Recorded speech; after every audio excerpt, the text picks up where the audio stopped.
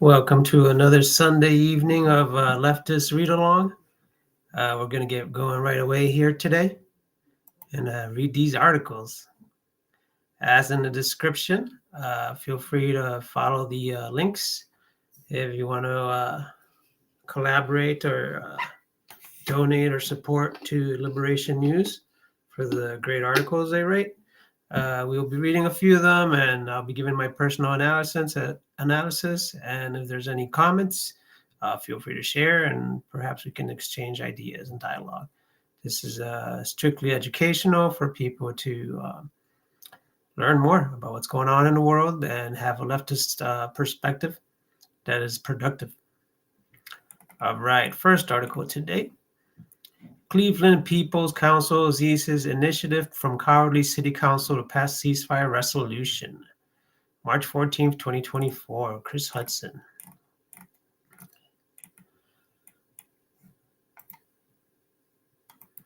All right. On March 4th, the people of Cleveland took over the atrium of City Hall during a regular city council meeting to pass a people's ceasefire resolution after the city council repeatedly refused to introduce a resolution calling for an end to the killing in Gaza.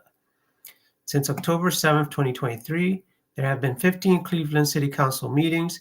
These meetings have been attended by members of the Cleveland Palestinian Advocacy Community, a coalition which includes local members of the Party for Socialism and Liberation, Palestinian Youth Movement, Palestinian Existence for Peace Society, the Council on American Islamic Relations, Jewish Voices for Peace, and many more, asking their city council to pass a resolution calling for a ceasefire in Gaza. Since October, more than 35,000 Palestinians and perhaps as many as 200,000 have been killed by the Zionist occupation forces. Yet the Cleveland City Council has refused to allow the introduction of a resolution that demands an end to this killing. On March 4th, the people of Cleveland took matters into their own hands. During the regular council meeting, representatives of the people of Cleveland came together to pass a ceasefire resolution. These representatives did not meet in the council chambers, behind ornate wooden banisters and sitting in plush leather chairs. Instead, having been ejected from the cold marble atrium of City Hall, they gathered on the wide staircase in the front of the building. On those steps, a surrounding chorus of "A" brought Cleveland into the fold of cities who have passed a ceasefire resolution, whether the elected city council agree or not. This week represented a change of tactics. Quote, "This week represented a change in tactics," end quote, said Dallas Ekman, an organizer from PSL working with CPAC. Quote, in direct defiance of Council President Blaine Griffin's declaration that Council could only pass an unbiased resolution. Simply put, there is no such thing, end quote. In the weeks leading up to March 4th, organizers at CPAC determined that the elected council had lost its mandate to power. The people would need a new council to put the interest of citizens first. Instead of calling on demonstrators to pack the city council meeting for a 15th straight week, the coalition organized a new type of council, a people's council. Chance Surab, an organizer with PYM, said the intent of the people's council was to show city council, quote, that the people of Cleveland are the decision makers and have collective power, condemn genocide and stand with Palestine, end quote. And this is a photo. The people of Cleveland say no to genocide, ceasefire resolution now. Description of the photo. Members of the Cleveland People's Council hold a banner demanding a ceasefire resolution. Liberation photo.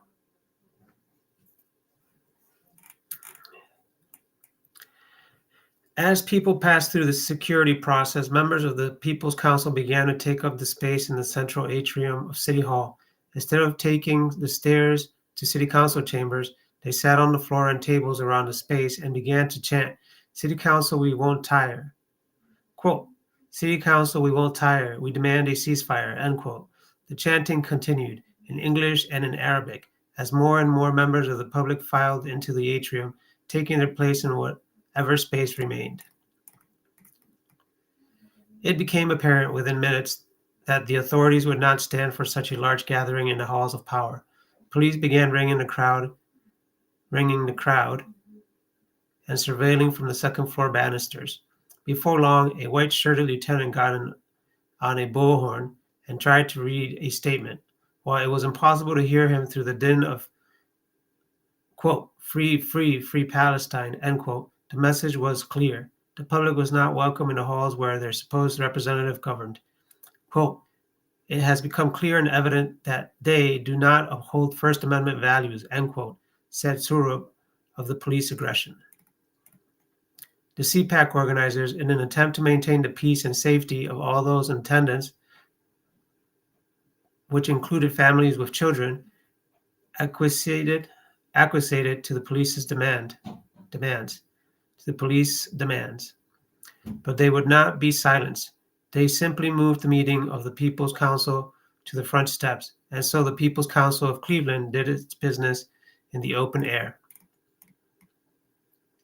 The first meeting of the People's Council began with congratulatory and condolence resolutions and a moment of silence for the martyrs. Speeches were given condemning the city council for its refusal to heed the will of the people and for the city government's corruption across all areas of public life. Finally, the people voted in a decisive single voice to suspend the rules in order to pass an emergency resolution.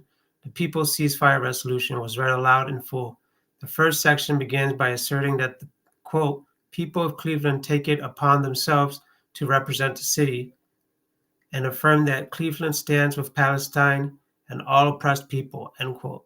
The People's Council then passed the resolution unanimously by verbal vote. After its historic vote, the People's Council closed its business for the day. The festivities afterwards included dancing and music, a joyful gathering of people who had been attending council meeting for weeks on end in hopes of some measure of justice. It was, quote, a beautiful indication of what is possible, end quote, said Shireen Nasser, an organizer with CPAC. Quote, I hope it inspires Cleveland City Council to remember that what we as Clevelanders are capable of when we step out of these prescribed political roles and think about people, not profits, not political careers, but people, end quote. The coalition will continue its work. A regional boycott, divestment and sanctions campaign, and direct political opposition to incumbent members of the city council are the next steps. Quote, if city council feels unable to openly denounce genocide because they see it as a foreign issue, end quote, said Nasser, then, quote, it should be easy to pass a resolution reinvesting Cleveland money towards Cleveland businesses, end quote, rather than spending Cleveland taxpayer dollars with Israeli companies. The featured photo was the member of Cleveland's People's Council take over the atrium at City Hall by Liberation Photo.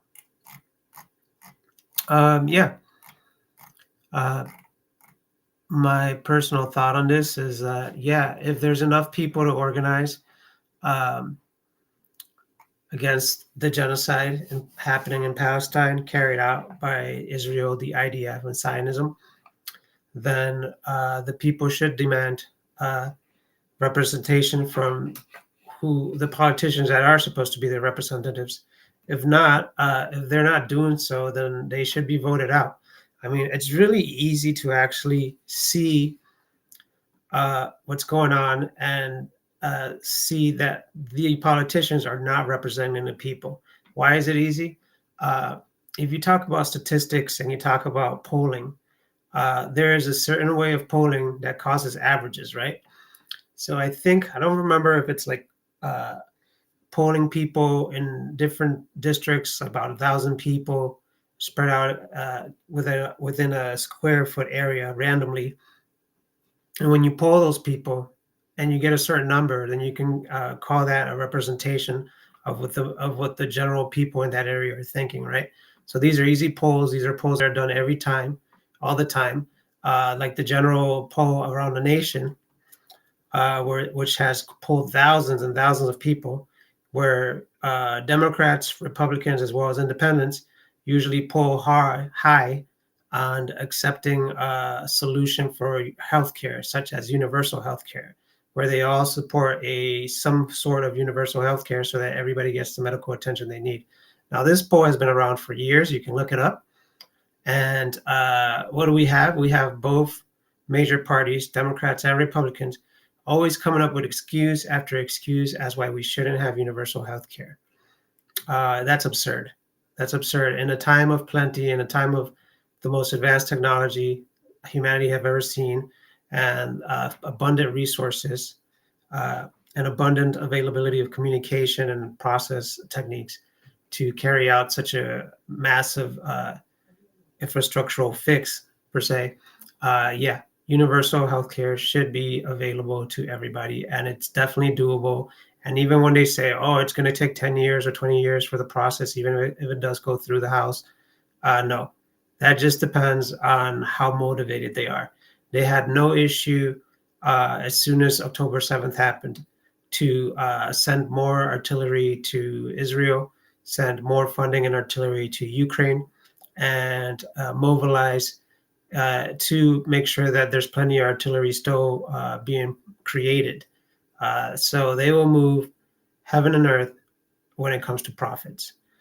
They don't see universal health care as profitable. They don't see peace as profitable. And in America, you might want to believe in democracy, but there is no democracy. These politicians are scared for their lives about what the capitalist elite will say, the people that fund them. And they probably feel threatened for their jobs, but their job is to actually represent us. If they're not doing so, they're not doing their job. They don't need to be there.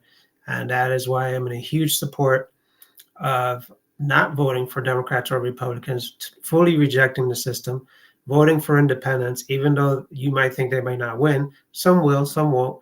But what you do is you give them the spotlight. You give them the bully pulpit so that they can push their messages forward more and more and more, to the point where it's so popular and so blatantly obvious that Democrats and Republicans aren't representing you, that they either get removed or they actually finally move to the left or to more populist solutions for our nation. For example, these billions of dollars are going to Israel to massacre people in Palestine. There's multiple reasons why that doesn't benefit the American people. Sure, it might give a few factories some jobs creating bombs, but in the end, the profits are really going to elitists. And we all know trickle down is nonsense. The left knows it, the right knows it, everybody knows it. Trickle down does not work. The only people they actually support trickle down is elitists, people that have something to benefit from that. So whenever you see a comment of somebody saying that trickle down works and that capitalism works in the Reddits or in the sub comments, they are probably benefiting from it. They are probably the very few people that have nice big houses or are probably using you and your labor for their benefit. I think anyone that's working class, that works hard, understands this. So yeah, support free Palestine. We all know that these unjustly wars aren't good. Nobody can, in good nature and good faith, look at these videos of what's happening to people in Palestine, study the history, and understand that it's been a 75-year occupation, and say that it's a good thing. Uh, if you are saying such a thing, you're morally bankrupt. If you're defending Israel's Zionism and their project, you're morally bankrupt and you're complicit with genocide. And that is that. Okay, so we're going to move on here. And what I do suggest is, yeah, get together with your local activist and go stand in City Hall and protest and start your own council meetings right in front of them. And PSL is nationwide, so feel free to contact them and see what's going on locally in your area. All right, we're going to move on.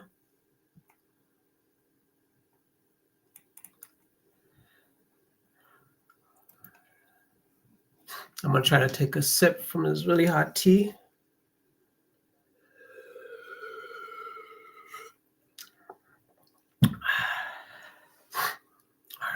Here we go. Transitional Council scheme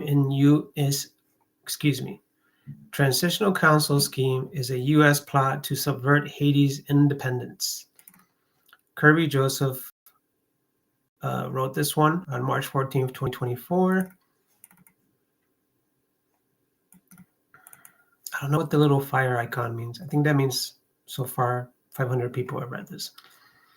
All right. So I am not well versed on the situation with Haiti. I just know that they've overthrown their own government because it wasn't representing the people.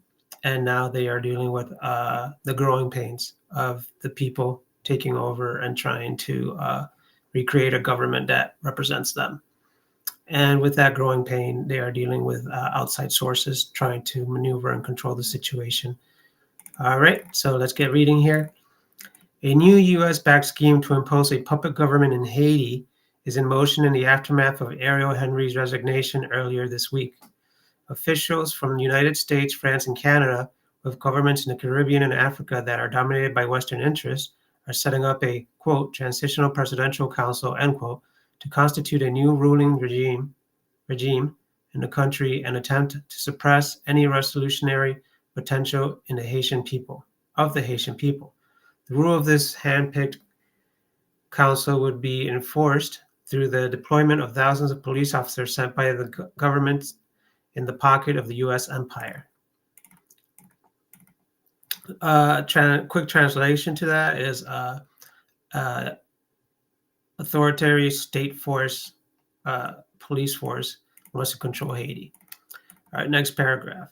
Ariel Henry has acted as a de facto ruler of Haiti since Jovenel Moises' assassination and had refused to call any new elections for nearly a decade, if not longer. There has not been a Haitian head of state with anything resembling a legitimate popular mandate since October of 2021. Hundreds of thousands of Haitians have taken to the streets nationwide, demanding the resignation of the U.S.-backed Henry and his administration.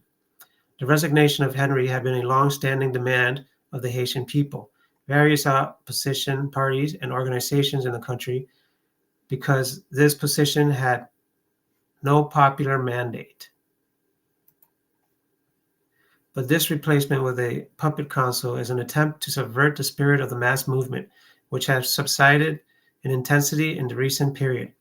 Henry's backers in Washington have simply made the calculations that he had become a liability and chose to move on to their next proxy. The Haitian people have demanded concrete responses to their needs, resolution to the nation's food insecurity, rampant inflation, severe fuel shortages, and a democratic government. Instead, Haitians have been met with extreme violence and repression. That is why there was no protest from the people when the gangs united to demand Henry not return to the country.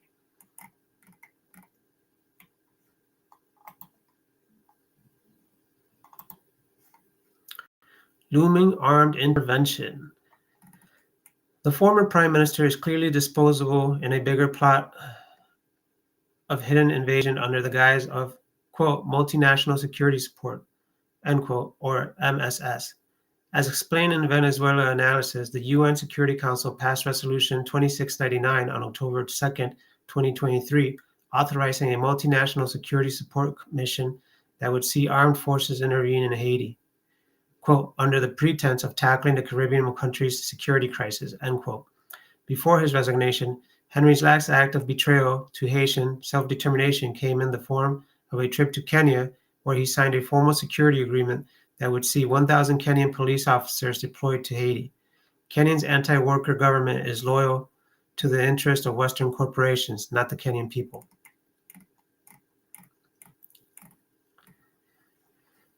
This military police intervention is justified as a necessary measure to save the country from the chaos of gang violence. Quote, gang violence, end quote, is being used just like, quote, bandits, end quote, were alleged to be the reason the U.S. had to invade Haiti in 1915.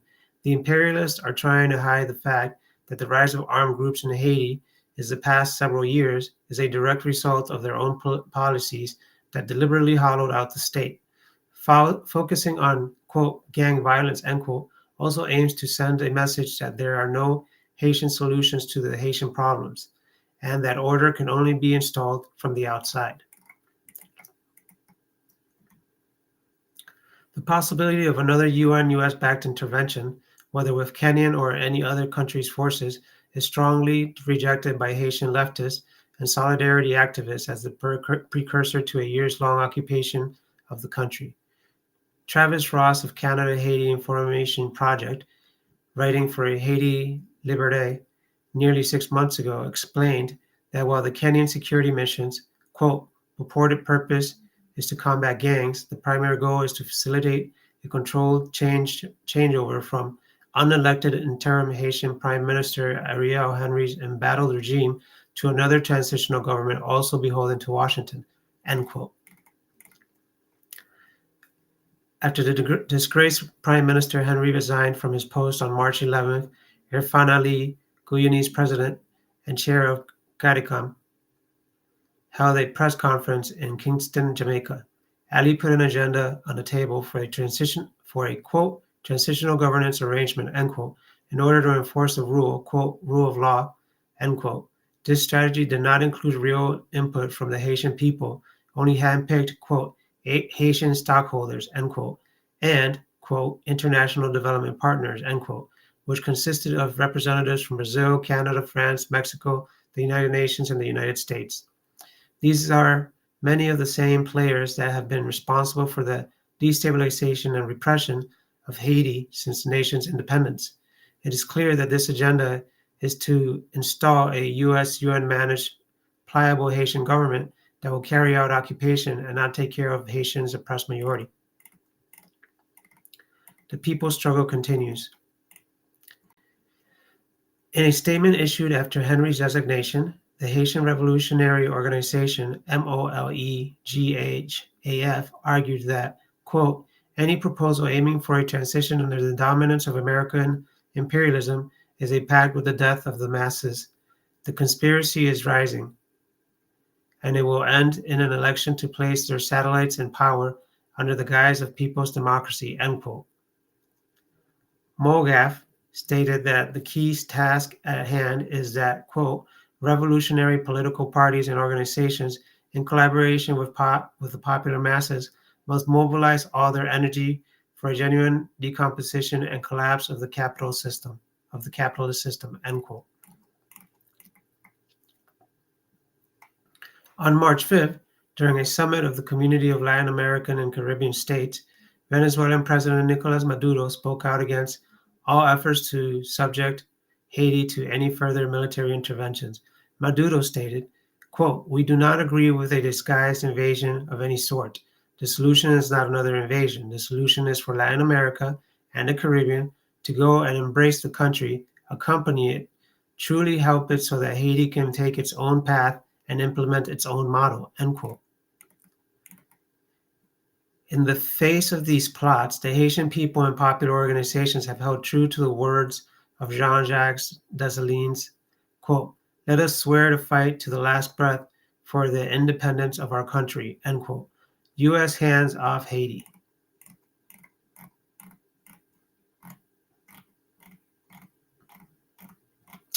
Yeah. So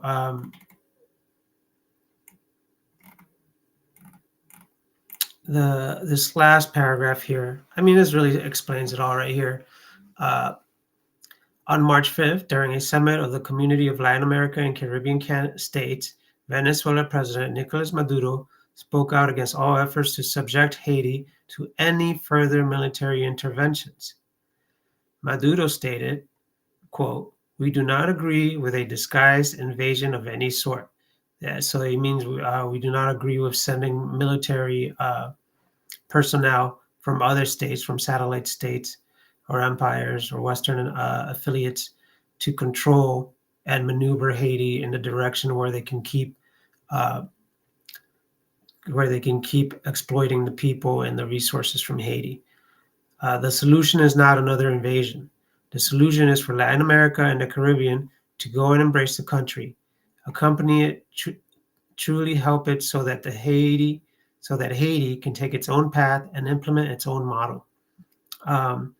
Of course, that it's not convenient to the Western Empire, because if their own model is very leftist and socialist, which means taking care of their people first, that means less profits for America, right? So it's just another example of how ghoulish and disgusting capitalism is. When it's about profits, they will disgustingly maneuver anything to their advantage, no matter how many lives it takes, and that includes in America as well. The same way they treat people in Haiti, it's the same way they treat people in America. Don't get it twisted. It is a cruel doggy dog system, and the Haitian people should be allowed to reorganize their own government the way they see fit for themselves, to take care of them, instead of being constantly exploited by foreign forces. All right.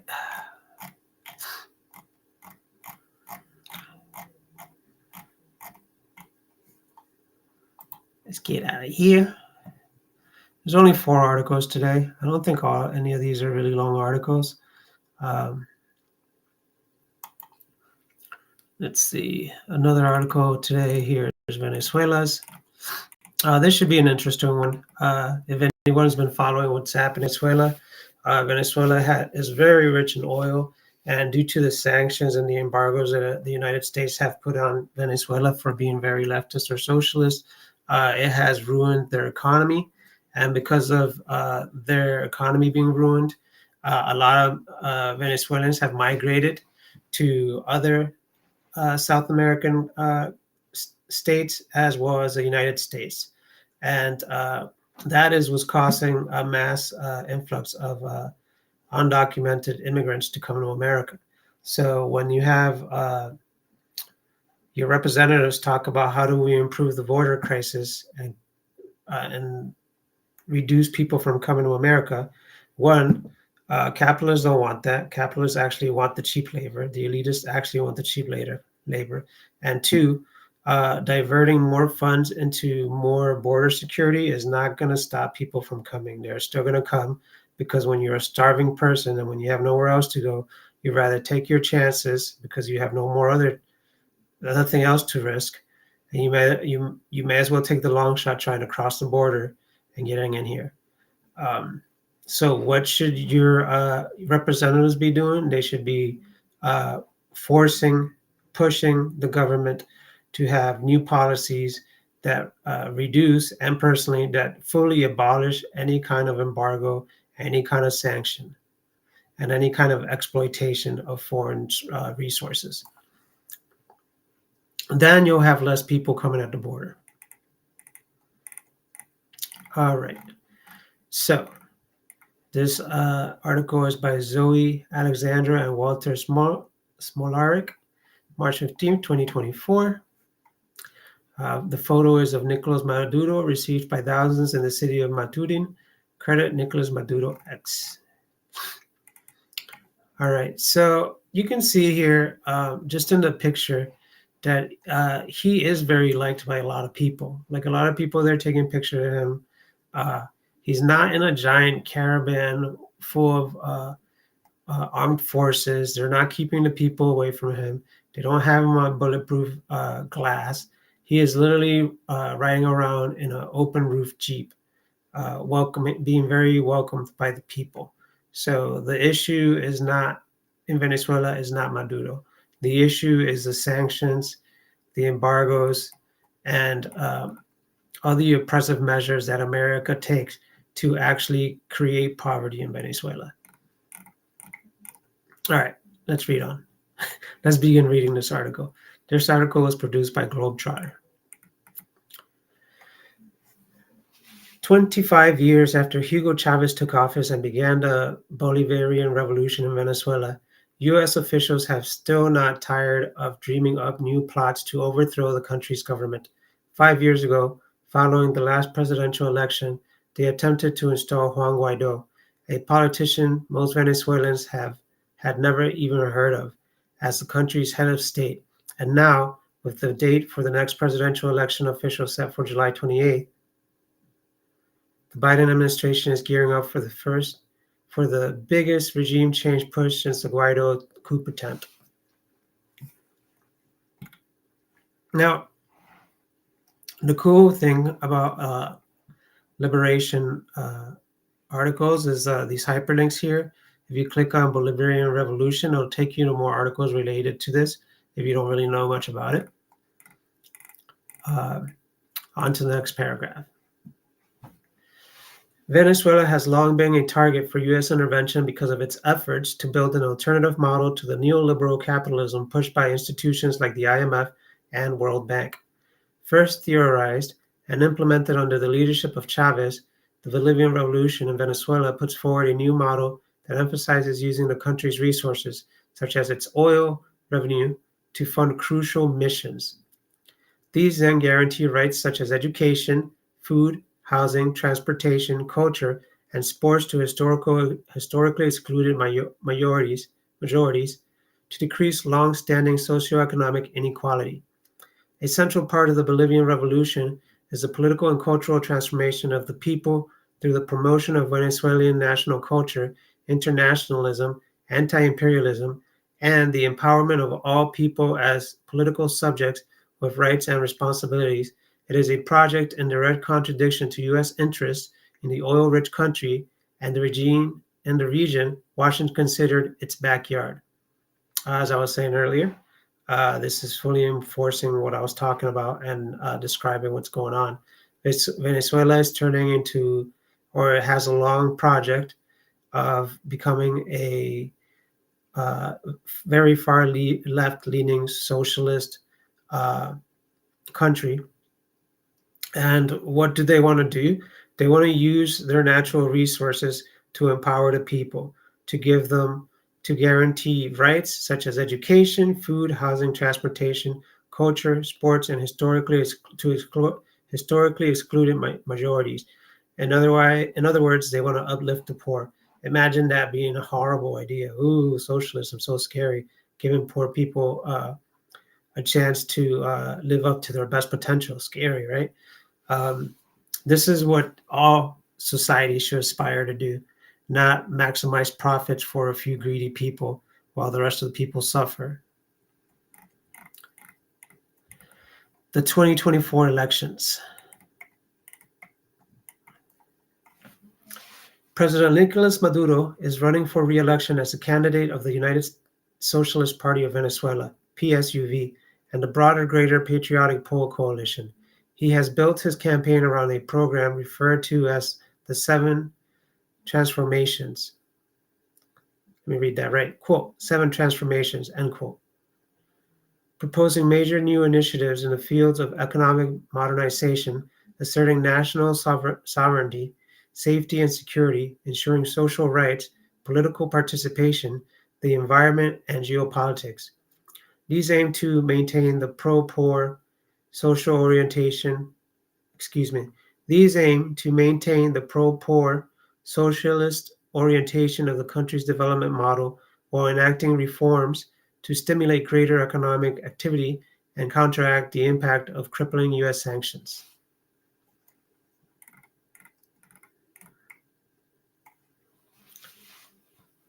The opposition is divided into several different camps.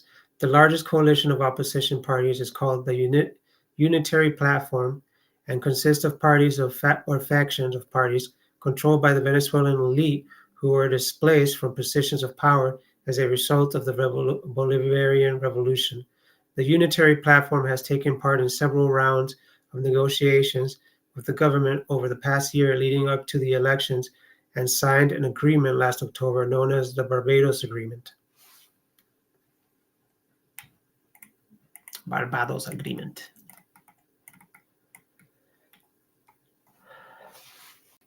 In this agreement, the opposition was granted concessions on issues related to the organization of the electoral process, and in exchange, the United States agreed to loosen some sanctions relating to Venezuela's oil and mining industries. The Barbados Agreement stipulated that only opposition figures who are eligible according to existing laws would be permitted to run, and at this stage, the Unitary Platform has not chosen a candidate. They're lucky they got such concessions. I would give them none whatsoever. And take us up here.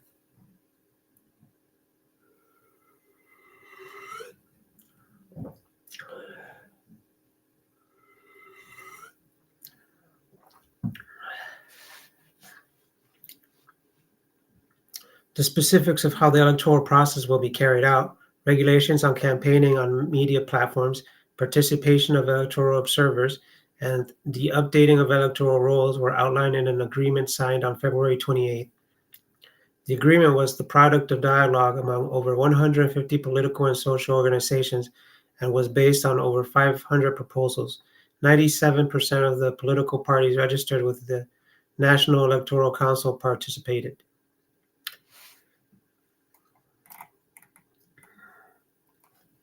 Nonetheless, U.S. officials have presented this electoral process, subject to such extensive deliberation and proof of such wide support, as an attack on democracy. Oh, I mean, I don't even know why anybody takes America serious when they talk about democracy, like they actually practice it. Maria Corina Machado and the fraud narrative. The approach of the U.S. government follows a familiar script: wage a campaign in the media and through international organizations to cast doubt on the integrity of the electoral process so relentlessly that the result can be presented as fraudulent no matter what the actual evidence is on election day. The key piece of the quote electoral fraud unquote narrative is already in place and revolves around the disqualification of the opposition figure Maria Corina Machado.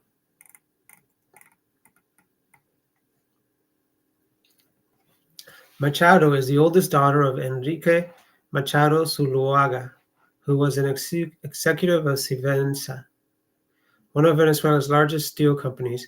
Civenza was nationalized in 2008 under Hugo Chavez.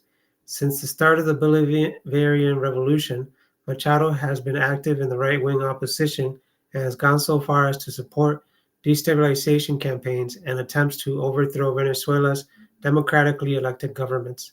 She served as a member of Venezuela's National Assembly from 2011 to 2014.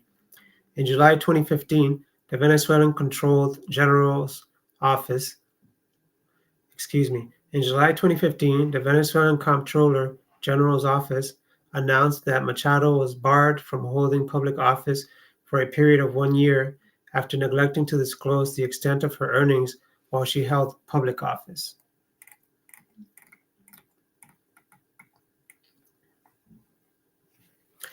The investigations into Machado continued. In July 2023, Opposition Deputy Jose Brito requested an update on Machado's eligibility for holding public office given the upcoming presidential election and her stated intention to run.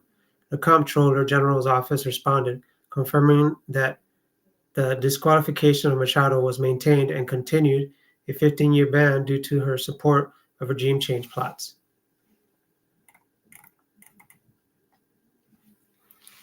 Though she initially refused to participate in the process, Machado appealed her ban through the Barbados Agreement procedure, which also stated that all candidates must defend Venezuela's independence and reject violent actions against the government. In January 2024, the Supreme Court of Venezuela issued a sentence rejecting Machado's appeal of the ban.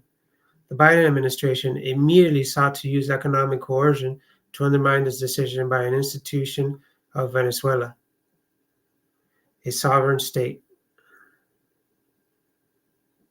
As part of Barbados Agreement, the U.S. government issued licenses to certain oil companies, permitting them to resume operations in Venezuela despite the sanctions. At the end of January, the State Department announced that the sanctions waivers issued to these companies would not be renewed once they expire on April 18th.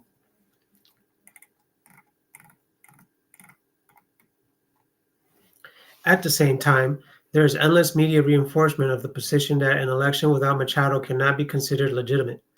On January 30th, a few days after the Supreme Court rejected her appeal, Machado went on television network CNN and was presented to viewers as, quote, Venezuela's main opposition leader, end quote, An earlier Washington Post article is also typical of this narrative headline. Quote, she's a front runner in the race to oust Maduro. He's out to block her, end quote.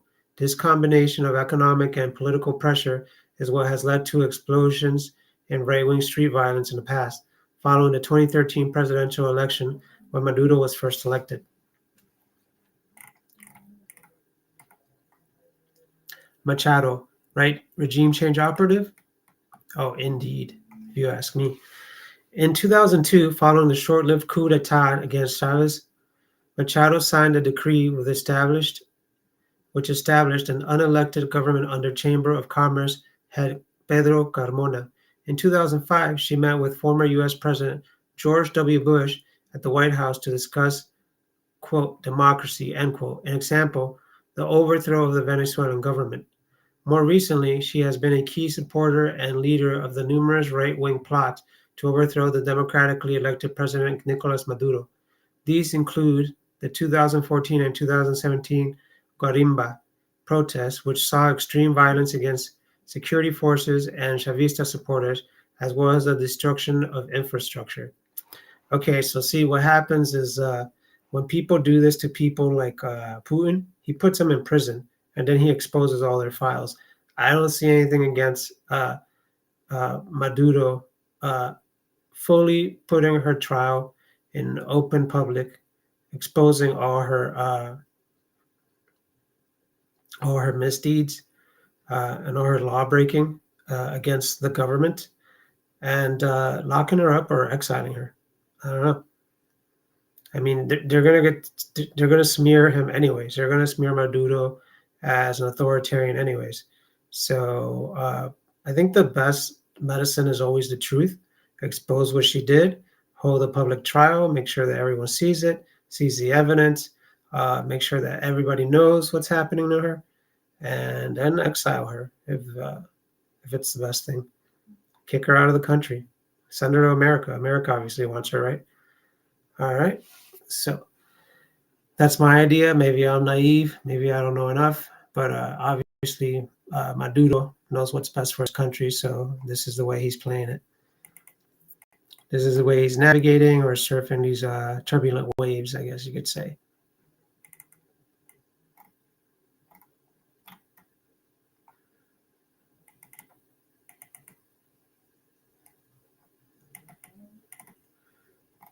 Let me read that last sentence. This is wild.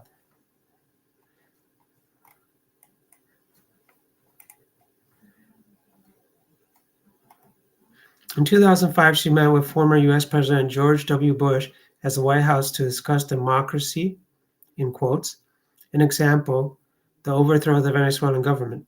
More recently, she has been a key supporter and leader of the numerous right-wing plots to overthrow the democratically elected President Nicolas Maduro. Let's not forget that here in America, they're putting hundreds of people in prison sentences for January 6th and locking them up just for going out there and being goofy. I think this merits way more serious accusations due to her actions here. These include the 2014 and 2017 Guarimba protests, which saw extreme violence against security forces and Chavista supporters, as well as the destruction of infrastructure. In 2014, Machado was removed from her post in the National Assembly after she attended a meeting of the Organization of American States, OAS, in the place of the Panamanian representative in order to testify to about 2014 protests, to speak out against the government, and to call for foreign support for her cause.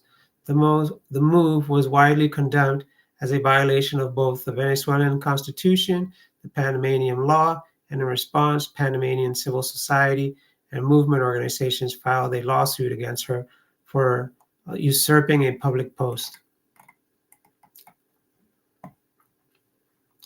Machado has also celebrated the effectiveness of the illegal sanctions regime imposed on Venezuela in applying political pressure for regime change, and on several occasions has called for even more sanctions. The sanctions have had devastating consequences on the Venezuelan people, well documented by different UN bodies and rapporteurs, human rights organizations, and think tanks.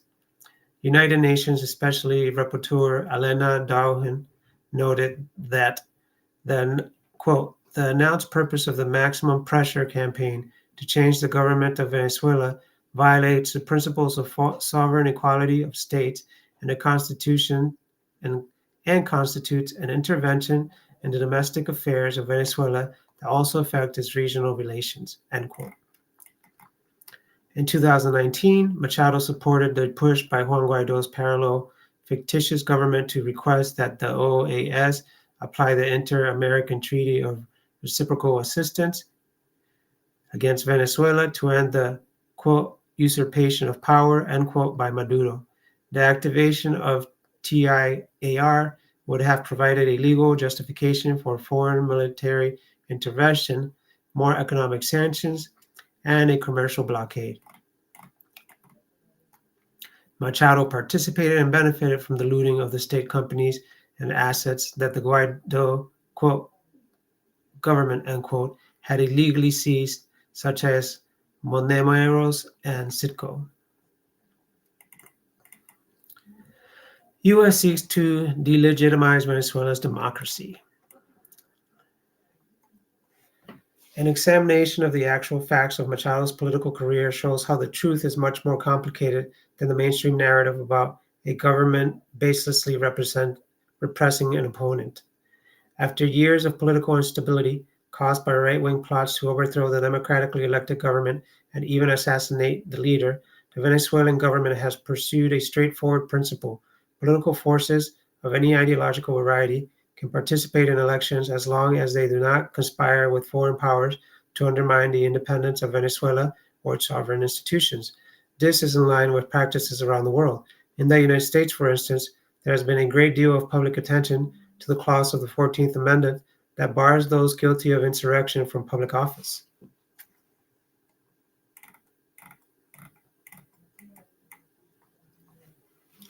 As the July 28th elections approach, tensions between the disparate elements of the Venezuelan political scene are bound to intensify, but the Biden administration is bound to be guided by the same overarching goal that has animated the policy decisions of Democratic and Republican administrations alike. Remove from power one of the most long-standing opponents of Washington's dominance role in the Western Hemisphere. Zoe Alexandra is a co-editor of People's Dispatch, and Walter Smolarek is the editor of Liberation News. All right, so this is a great article and summary of what's going on in Venezuela. This goes back to me to always saying that knowledge is power. If Maduro really wants to handle the situation over there, what he should be doing is, and maybe he is doing this. I don't really know how things are on the ground over there, but definitely have a public channel open 24/7 where someone is reporting the truth, constantly giving the history, constantly providing evidence towards what's going on, and make it entertaining. Make it so that people want to watch. I'm sorry, but most people don't want to read. Most people are too lazy to read. They'd rather hear it on the radio. They'd rather watch it on TV. They'd rather watch it by some charismatic person. That's just the way it is most of the time. I know a lot of people that don't read or that barely read. And I used to be one of them. I honestly opened up my eyes more and more to understanding that things become more ingrained in you when you read them, when you actually make the effort to take in this information and hold it in your brain long term, practically, and actually practice this thought process of dialectical materialism, to me, of stoicism, towards how to learn information, how to take it in and analyze it with as much an unbiased lens as possible. But yeah, I hope the best here for the candidates, and hopefully the people of Venezuela prevail and get the leader that they deserve.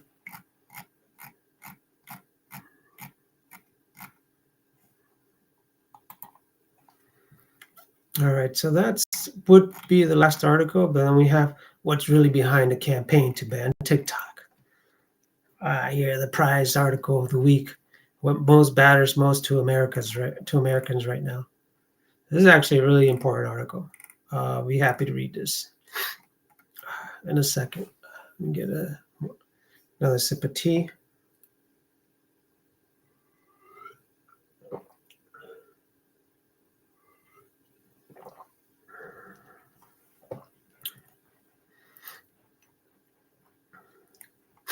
What's really happening behind the campaign to ban TikTok by Chris Carafa, March 16th, 2024. Fresh off the press yesterday.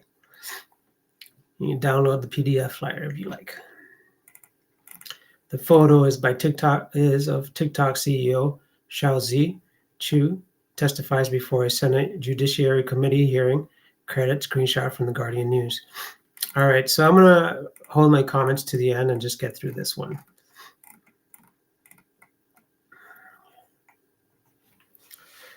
On March 13th, the U.S. House of Representatives passed H.R. 7521. This bill, called the, quote, Protecting Americans from Foreign and Adversary-Controlled Applications Act, end quote, but more commonly known as the TikTok ban, was passed just 8 days after its introduction in the House. If the bill passes the Senate, President Joe Biden has said he will sign it. He will sign it.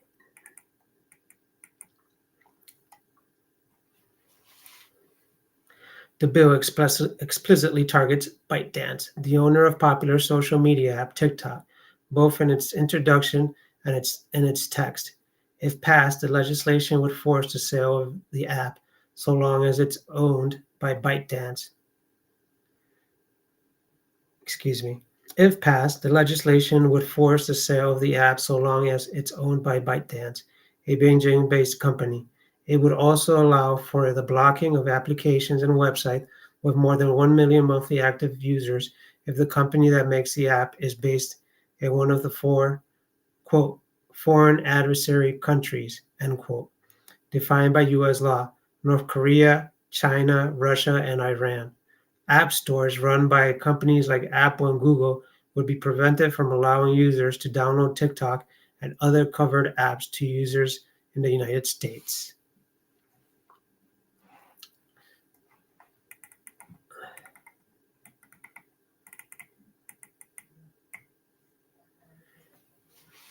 Not a win for data privacy. Some privacy advocates claim this bill is a win for privacy rights, citing concerns about data collection by TikTok.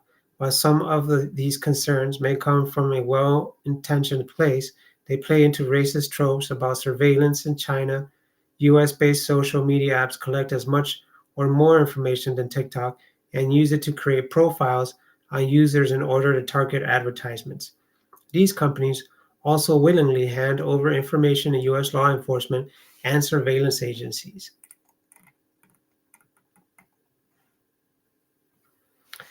Apple's App Store added privacy labels to apps in 2020.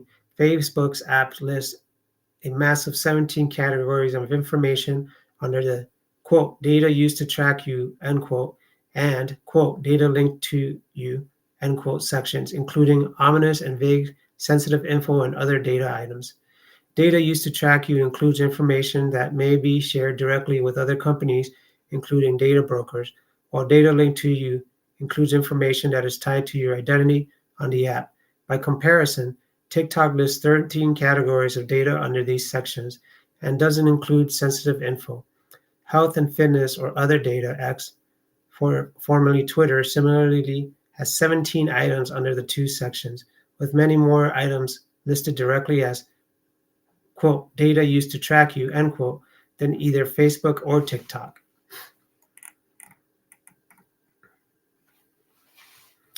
Data privacy is not the real concern of those pushing for a TikTok ban. If it were, they would be focusing on the multi-trillion-dollar data collection industry that seeks to monetize every video view, every tap, every reaction give, and every message we send as users of these apps. If the US government had real data protecting regulations, all apps, including TikTok, would be required to follow them in order to do business in the country. TikTok is already banned on the work devices of federal employees and of state employees in a majority of states. Donald Trump similarly tried to force the sale of TikTok to U.S. companies in 2020, giving retailer Walmart and enterprise software company Oracle a combined 20% stake in the company. Austin, Texas-based Oracle got its start in 1977 with the Central Intelligence Agency as its first customer and heavily relies on government contracts for its business.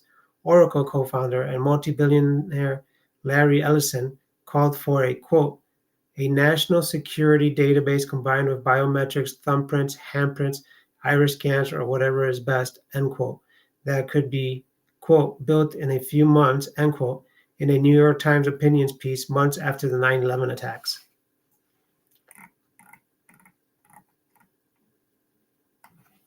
The real reason behind the TikTok ban. The attacks on TikTok must be analyzed in the context of the ongoing effort by the U.S. government to stop China's ascendance on the global stage as part of its new Cold War efforts. The Obama, Trump, and Biden administration have identified and actively targeted China's growth in economic, political, technological, and diplomatic influence as unacceptable to U.S. interests of global domination and control.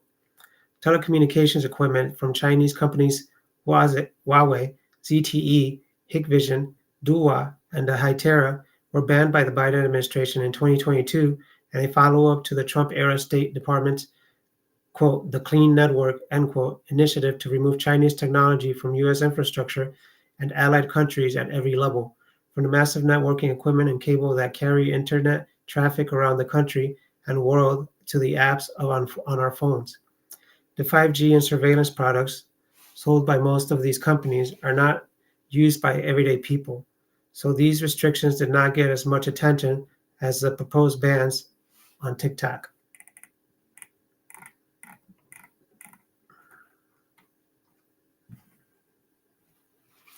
The 2022 CHIPS and Science Act also targeted China's technology sector, preventing any company that receives some of the billions of dollars in subsidiaries and tax credits funded by the act from selling microprocessor chips that use a processor smaller than 28 nanometers.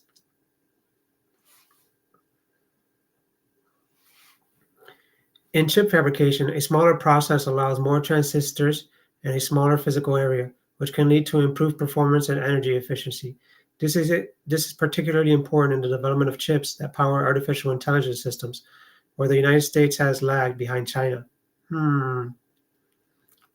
In total, the Act provides about $280 billion in grants, tax benefits, research funds, and subsidies to boost domestic U.S. development of microprocessors and related technology. In response, China has boosted its own domestic microchip production, and Huawei in 2023 announced the current 9000S processor for its phone using a 7-nanometer process. SMIC, Semiconductor Manufacturing International Corporation, a Chinese company, is working towards a 2-nanometer process.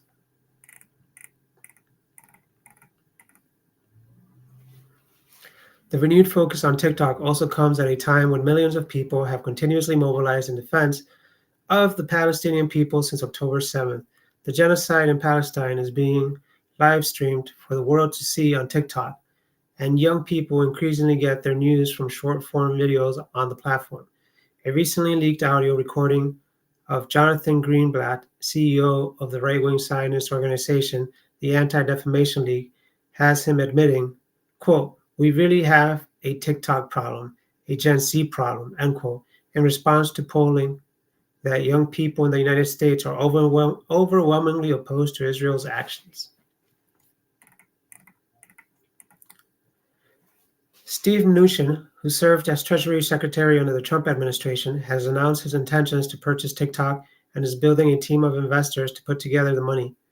With a long history in banking, Mnuchin founded Liberty Strategic Investment in 2021. The company has an office in Tel Aviv, and in January, Mnuchin encouraged investment in Israel during an interview with the Jerusalem Post, saying, quote, technology opportunities in Israel have always been a big focus of ours, end quote. US-based social media companies have already shown their willingness to censor pro-Palestinian content. A December report by Human Rights Watch notes that, quote, Between October and November 2023, Human Rights Watch documented over 1,050 takedowns and suppressions of content on Instagram and Facebook that had been posted by Palestinians and their supporters, including about human rights abuses, end quote. The Palestinian Observatory for Digital Rights Violations reports over 1,100 censorship violations since October 7th.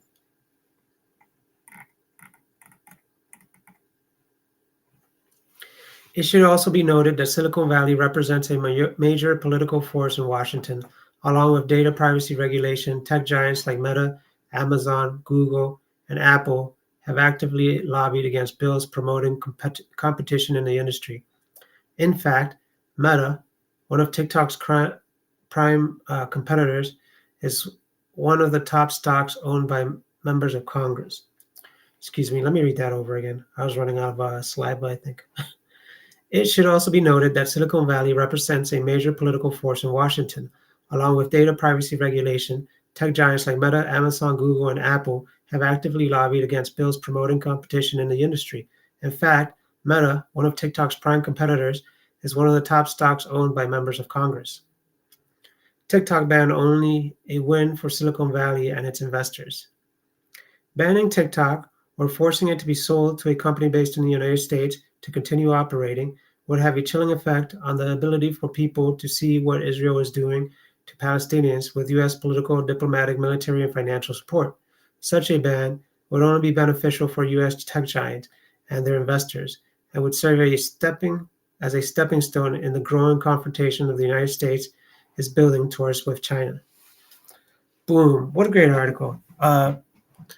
Totally clear in regards to what the TikTok ban is really about. It's about controlling the message. It's not about the free market. It's not about democracy. And because of what they're doing, you can see that there is no democracy. You can see that there is no free market because there is no democracy for TikTok. There is no free market for TikTok unless they are owned by America. So what does America do? Like it does with Venezuela, it knocks down the competition with their long arm, right? I hope TikTok doesn't sell. I hope if the TikTok ban passes, I hope I know most young adults know how to use IPNs, and they know how to skirt around the bans on their apps, and they could probably download TikTok, or TikTok could make a website version of itself. Now, I'm not too familiar about the app, but it could make a website version of itself for people to go to. And people with what is it? IPNs would be able to access it, right? But no. I think when people really want, I think it would backfire anyways, because most millennials and most Zoomers already know that that the establishment feeds you propaganda, and the only way to actually get real-time information is to actually get real physical videos that can be verified as truth. And usually most things that are live streamed are being are truth, because it's harder to fake a live stream. And TikTok is actually a huge support to a lot of the new generation, for them to confirm that their thoughts are valid, that they're being validated, that there's something wrong. So, and the ban, what it would do is just confirm to this new generation what I'm talking about, that there is no democracy or real free market when it comes down to it.